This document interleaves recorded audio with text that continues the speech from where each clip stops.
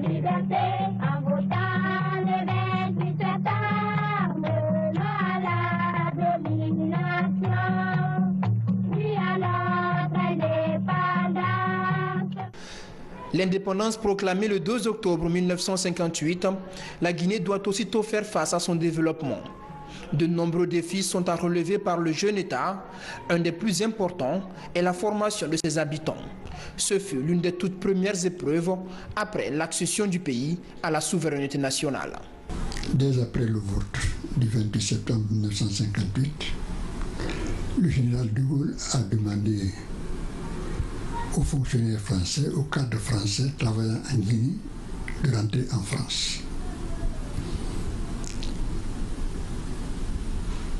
Cette décision, donc, a amené tous les Français à plier bagages et à rentrer, ce qui a fait un véritable vide pour l'enseignement. Puisque dans les collèges et lycées, la plupart des enseignants, c'était des Français.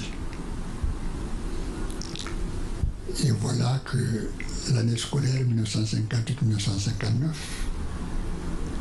se trouve terriblement menacée.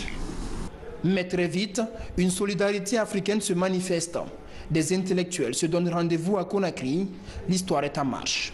L'intelligentsia africaine comprend que l'avenir du continent se joue en Guinée. De grands noms comme l'historien burkinabé Joseph Kizerbo ou l'agrégé en mathématiques Louis Béhanzin le Béninois sont aux côtés de la Guinée. Il y a eu un mouvement général en faveur de la Guinée. C'est ainsi que des professeurs africains se trouvant en service en France, à Dakar, à Abidjan,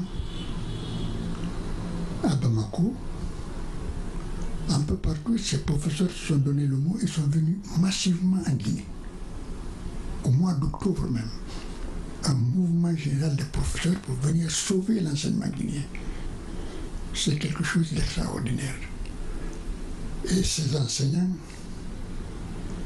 arrivés en Guinée, se sont mis à la tâche. Et qu'est-ce qu'ils ont fait? Une réforme de l'enseignement. Une réforme de l'enseignement qui aboutira à la décolonisation des programmes scolaires et à l'africanisation de l'enseignement. Le 28 février 1958, on enseignait en Guinée et en Afrique occidentale que la littérature française. La réforme bannit la littérature française et la remplace par la littérature africaine. Bref, c'est un bouleversement total des programmes qui est effectué par les enseignants, mais dans la plus grande cohérence. Tout va dans le sens de l'Afrique.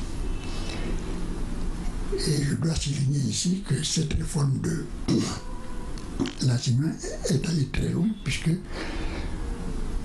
on a introduit dans les lycées les mathématiques modernes.